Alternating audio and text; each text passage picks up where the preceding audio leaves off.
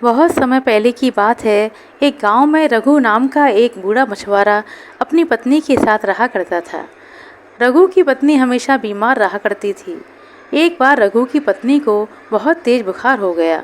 रघु ने आसपास के छोटे मोटे वैद्य हकीमों से उसका इलाज कराया, लेकिन उसका बुखार नहीं उतरा। रघु के पास इतने पैसे भी नहीं थे कि वह उसका अच्छी तरह से इलाज करवा सके। इसी तरह से जैसे तैसे उनकी ज़िंदगी चल रही थी। एक दिन रघु सुबह उठा। उसने अपनी पत्नी के सर पर हाथ रखा तो उसकी पत्नी को अभी तक तेज बुखार था। रघु ने अपना मछली पकड़ने वाला सामान उठाया और नदी पर मछली पकड़ने के लिए चल दिया।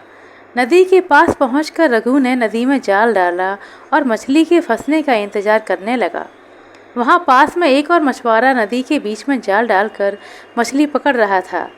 रघु को देखकर उस मछुआरे ने कहा, बाबा, किनारे पर बैठकर बड़ी मछली नहीं मिलेगी। उसके लिए तुम्हें नदी के बीचों बीच आना पड़ेगा, तब जाकर हो सकता है कि कोई बड़ी मछली फंस जाए।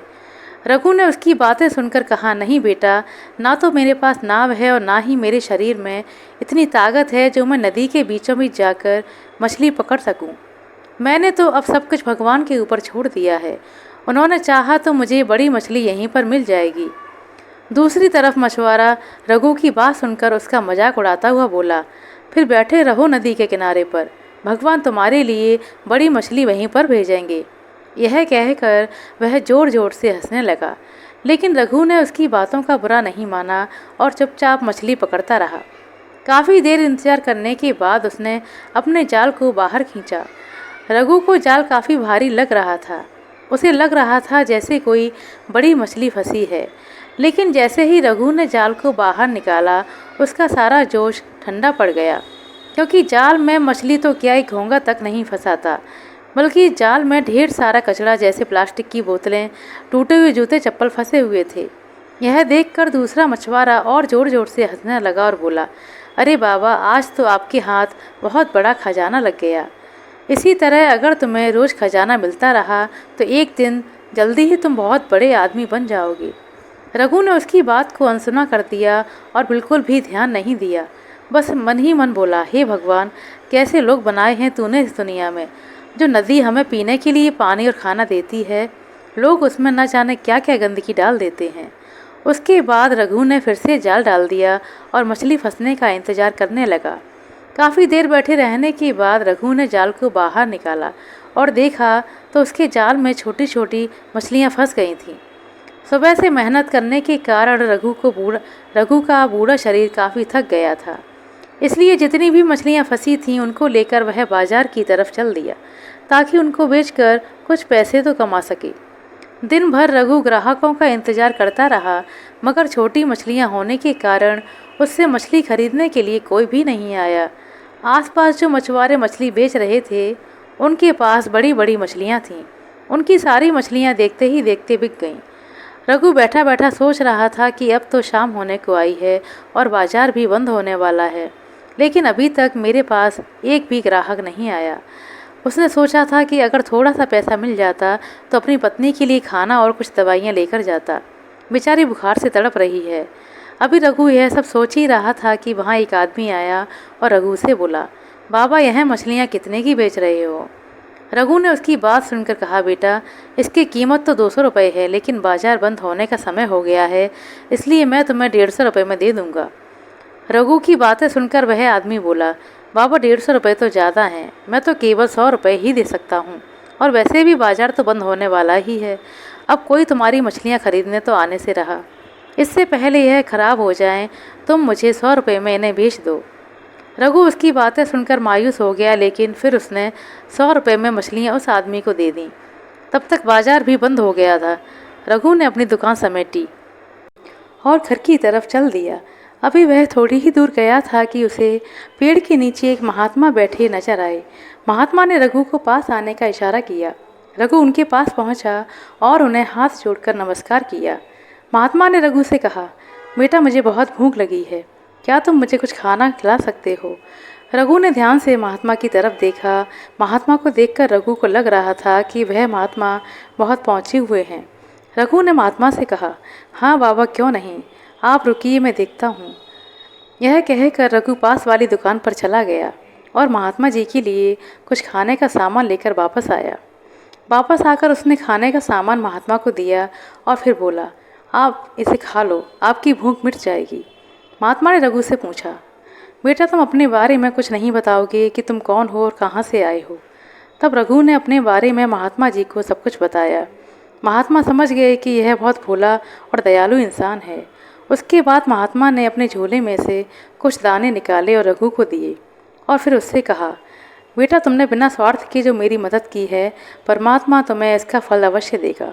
यह कहकर महात्मा ने वह दाने रघु को दिए और कहा, बेटा इसको रख लो और कल मछली पकड़ने से पहले इनको नदी में डाल देना।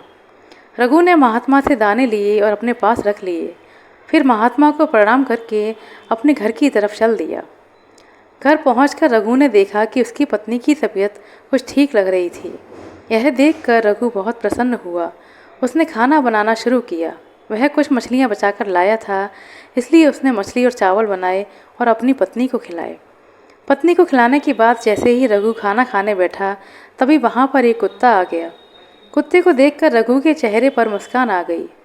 उसने कुत्ते को पुचकारते हुए कहा, क्यों बेटा, भूख लगी है? रुको, मैं अभी तुम्हें खाना देता हूँ। इसके बाद रघु ने अपने खाने में से एक हिस्सा निकालकर कुत्ते को खिला दिया। रघु काफ़ी समय से ऐसे ही करता था। वह जब भी खाना खाने के लिए बैठता, तब वह कुत्ता वहाँ आता और रघु उसके साथ मिल बाँट कर खाना खा लेता। खाना खाने के बाद कुत्ता वहाँ से चला गया। कुत्ते के जाने के बाद रघु भी भगवान का नाम लेकर सो गया। अगली सुबह रघु उठा और अपनी मछली पकड़ने वाला जाल लेकर नदी की तरफ चल दिया। रघु नदी में जाल डालने लगा, लेकिन तभी उसे महात्मा जी के दिए हुए दानों की याद आई, जो कल महात्मा जी ने उसे दिए थे। रघु ने अपनी जेब से दाने निकाले और नदी में डाल दिए। फिर उसके बाद उसने वहाँ अपना जाल डाला। जाल को डाले हुए अभी थोड़ी ही देर हुई थी कि रघु को लगा जैसे जाल में कोई भारी भरकम चीज़ फंस गई है। रघु जोर लगाकर जाल को खींचने लगा, लेकिन उसकी उम्र ज़्यादा होने के कारण उसे जाल खींचने में बहुत परेशानी हो रही थी। लेकिन जैसे तैसे उसने काफ़ी देर मेहनत करने के बाद जाल को बाहर निकाल ही लिया। जैसे ही उसकी नज़र जाल के अंदर पड़ी, वह बहुत हैरान हो गया कि जाल के अंदर एक बहुत बड़ी मछली फंस गई थी। पास में दूसरा मछुआरा यह सब देख रहा था। इतनी बड़ी मछली को देखकर वह आश्चर्यचकित रह गया। उसने मन ही मन सोचा कि इतनी बड़ी मछली अगर मुझे मिल जाए तो महीने भर की कमाई एक ही दिन में हो जाएगी। यह सोचकर वह रघु से मछली छीनने की योजना बनाने लगा। उधर रघु इन सब बातों से अनजान उस मछली को लेकर वहाँ से जा रहा था। तभी उसे जोर से धक्का लगा और वह नीचे गिर पड़ा और मछली भी उसके हाथों से छूट गई। उसे दूसरे मछुआरे ने धक्का दिया था। जैसे ही रघु नीचे गिरा, वह मछुआरा मछली लेकर भागा। रघु यह देखकर जोर जोर से चिल्लाने लगा कि यह चोर मेरी मछली लेकर भाग रहा है। लेकिन रघु की पुकार सुनने वाला वहाँ कोई था ही नहीं जो उसकी बात सुनता। तभी वहाँ पर एक कुत्ता आया। यह वही कुत्ता था जिसे रोज रघु अपने साथ बैठाकर रोटी खिलाता था। वह कुत्ता दूसरे मछुआरे की तरफ भागा और उसके पैर को पकड़ लिया और जगह जगह उसको काट भी लिया। जब मछुआरा नीचे गिरा तो मछली भी उसके हाथ से छूट गई। मछुआरा दर्द के मारे जोर जोर से चिल्लाने लगा। उसका चिल्लाना सुनकर आसपास के लोग वहाँ इकट्ठे हो गए। इतने सारे लोगों के सामने अपनी पोल खुलने के डर से मछुआरा मछली वहाँ छोड़कर भाग गया। तब तक रघु भी वहाँ पहुँच गया और लोगों ने उस मछली को उठाकर रघु को दे दिया। रघु ने सभी का धन्यवाद दिया। जब सभी लोग चले गए तब रघु ने मछली अपने हाथ में पकड़ी और सोचने लगा कि इस मछली को बेचने से पहले इसका थोड़ा सा हिस्सा मैं अपने लिए रखूँगा। यह सोचकर रघु मछली को घर ले आया और मछली को काटने के लिए चाकू उठाया। जैसे ही रघु ने मछली को काटा, उसके अंदर से एक बहुत ही बेशकीमती हीरा निकला।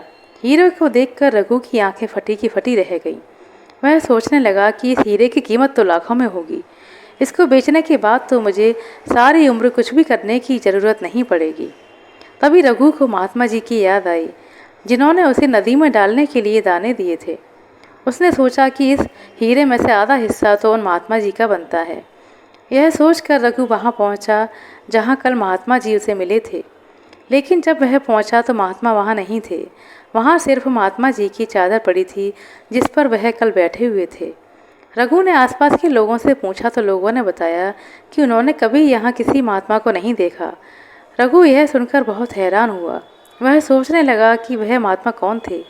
क्या स्वयं भगवान मेरी मदद करने के लिए महात्मा जी का रूप बनाकर आए थे और मेरे भाग्य को बदल कर चले गए। यह सोचकर रघु रघु आंखें बंद करके वहीं बैठ गया और महात्मा जी को धन्यवाद देने लगा। उसके बाद तो जैसे रघु की जिंदगी बदल ही गई। अब उसके जीवन में किसी भी चीज़ की कमी नहीं थी। वह अपनी पत्नी और उस कुत्ते के साथ सफल जीवन बिताने लगा। इसके और साथ ही वह दुखी और गरीब लोगों की मदद भी करने लगा। उसे लगा ना जाने किसी दिन किसी वेश में आकर उसे भगवान मिल जाएंगे। दोस्तों, अगर आपके अंदर परमात्मा के प्रति विश्वास है और लोगों की मदद करने का जज्बा है तो परमात्मा किसी न किसी रूप में आकर हमारी मदद अवश्य करते हैं। हम लोग हमेशा अपनी गरीबी के कारण परमात्मा को मानते हैं और हमेशा यही कहते हैं कि परमात्मा ने हमारी किस्मत ऐसी क्यों बनाई। लेकिन परमात्मा कभी किसी के साथ बुरा नहीं करता। इस दुनिया में इंसान जो भी कर्म करता है उसी के अनुसार ही उसका भाग्य भी तय होता है। इसलिए हमें परमात्मा को कभी दोष नहीं देना चाहिए और हमेशा जब भी मौका मिले लोगों की मदद अवश्य करनी चाहिए। अगर हमारे अंदर सच्ची श्रद्धा और परमात्मा के प्रति प्यार होगा तो हमें कभी ना कभी परमात्मा के दर्शन अवश्य होंगे और जीवन में किसी भी चीज़ की कमी महसूस नहीं होगी। आशा करते हैं दोस्तों आपको हमारे द्वारा सुनाई गई छोटी सी कहानी अच्छी लगी होगी। कहानी पसंद आई हो तो कृपया लाइक कर दें, शेयर कर दें। चैनल पर नए हैं तो सब्सक्राइब कर लें। अपना कीमती समय देने के लिए बहुत बहुत धन्यवाद। मिलते हैं अगले वीडियो में, तब तक के लिए नमस्कार।